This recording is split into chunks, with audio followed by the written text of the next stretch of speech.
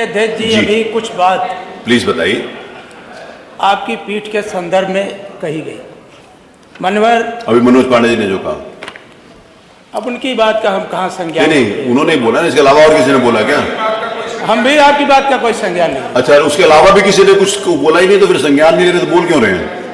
नहीं, हम भी नहीं लेते आप।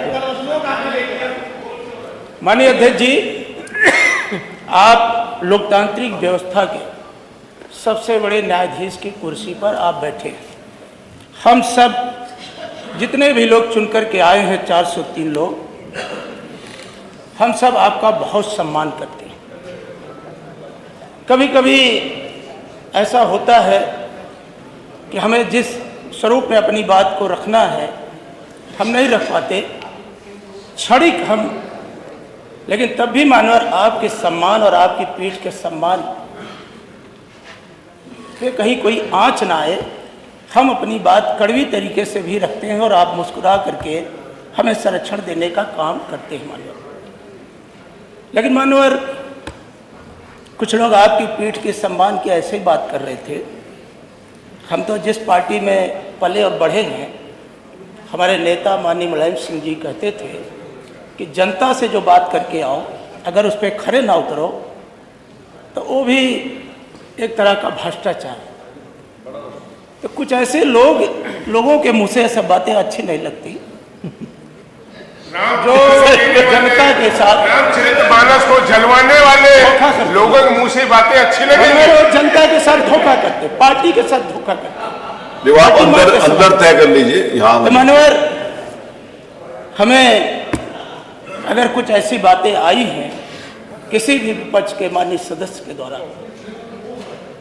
मनोहर आप तो सहृदय हैं। मैंने कहा, आप लोकतांत्रिक व्यवस्था उत्तर प्रदेश की 25 करोड़ जनता की जो लोकतांत्रिक न्यायिक व्यवस्था है, उसके सर्वोच्च आसन पर आप विराजमान हैं।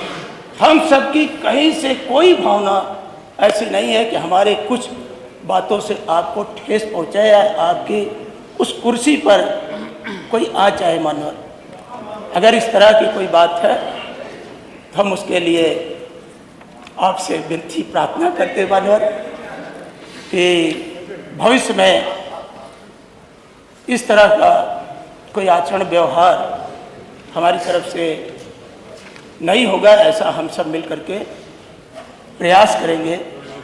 और आपसे प्रार्थना है मानवर कि जो बात आई है उसको आप कार्रवाई से निकलवा दें। माननीय संग्राम जी, मैं आभारी हूँ, आपने इस प्रकार के भाव व्यक्त किए हैं। राकेश सिंह, मैं विगत लगभग 29 मार्च 2022 को आप सब लोगों ने मिलकर ये मुझे जिम्मेवारी दी थी। मैंने अपने पहले उद्बोधन में कहा था कि अगर इस विधानसभा का कोई भी सदस्य मेरे प्रति अविश्वास व्यक्त करेगा तो मैं इस कुर्सी के ऊपर नहीं बैठूंगा। मैं उसको दोहरा रहा हूं आज। लेकिन विधानसभा नियमों से चलेगी और विधानसभा में नियमों का जो पालन नहीं करेगा वो विधानसभा के अंदर नियमानुसार मैं कोई भी एक्शन लूंगा। विधानसभा के नियमावली के अंतर्गत मैं उसके साथ भी छेड़छाड़ करने की इजाजत किसी को भी नहीं दूंगा, क्योंकि ये सारे 403 सदस्यों के और उत्तर प्रदेश की 25 करोड़ जनता का यह हाउस है। किसी भी प्रकार की कोई भी भाषा, किसी भी प्रकार का कोई भी वक्तव्य सार्वजनिक रूप से यदि स्पीड के ऊपर मेरे ऊपर कोई बोले, तो मैं तो साधारण परिवार से आता हूं। मेरे पास कोई वोट बैंक का आधार किसी का भी नहीं है।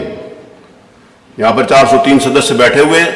हो सकता है किसी के पास अपनी जाति का वोट बैंक का आधार हो सकता है किसी अन्य सदस्य के पास किसी व्यक्तिगत कोई आधार हो। मेरे पास कोई आधार नहीं है।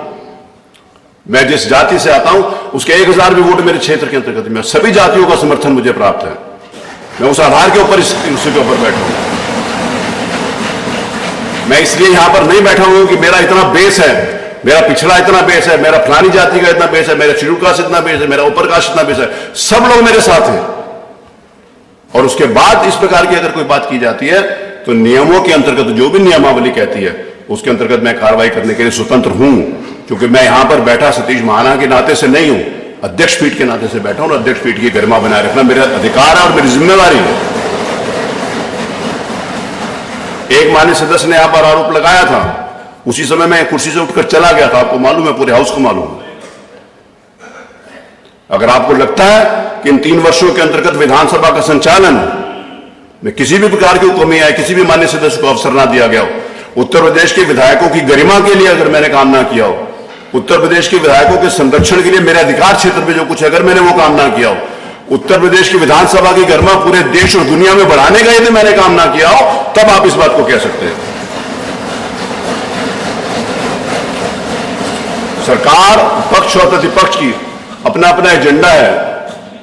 मैं इस बात को सार्वजनिक रूप से कहता हूं, प्रतिपक्ष सरकार की तारीफ करने के लिए यहां पर नहीं है, सरकार की कमियां उजागर करने के लिए। मैं माननीय प्रतिपक्ष के सदस्यों को कहता हूं कि अपनी बात जितनी कड़वी हो सकती है आपको कहने का अधिकार है, लेकिन अभद्र भाषा में किसी को भी इस्तेमाल करने की इजाजत नहीं दे सकता हूं। सरकार की तरफ से यह कोई बात आती है तो मैं विनम्रतापूर्वक और आदरपूर्वक मैं उनसे भी निवेदन कर लेता हूं। मैंने इन 3 वर्षों के अंतर्गत मैंने एक पॉलिटिकल काम यहां पर किया है, सब लोगों के साथ मिलकर काम किया, और यदि मैंने सबके साथ मिलकर काम किया है तो मैं उस कुर्सी के ऊपर बैठ सकता हूं, नहीं तो मैं उस कुर्सी पर बैठने के लिए तैयार नहीं हूं। फिर इस बात को रिपीट करना है। बहुत कुछ हो गया मेरा राजनीतिक जीवन, मैंने सारी उम्र इसमें दे दी है, नौजवानी से लेकर आज तक। इसके अलावा मैंने कुछ सोचा नहीं है, मैंने कुछ काम नहीं किया, मैंने बहुत सारे आघात भी सहे, मैंने बहुत सारे आरोप भी सहे, लेकिन उनमें से निकलकर मैं आज इस कुर्सी पर बैठा हूं तो ये 403 माननीय सदस्यों की वजह से बैठा हूं। और आप प्रत्येक व्यक्ति के अधिकार, मेरे ऊपर व्यक्तिगत रूप से किसी ने कुछ कहना तो कह सकता है, क्योंकि मेरे से कमजोर आदमी पूरे विधानसभा में नहीं होगा, कोई भी नहीं होगा। मैं सच कह रहा हूं, किसी ना किसी का कोई ना कोई बेस होगा, मेरा कोई बेस नहीं है।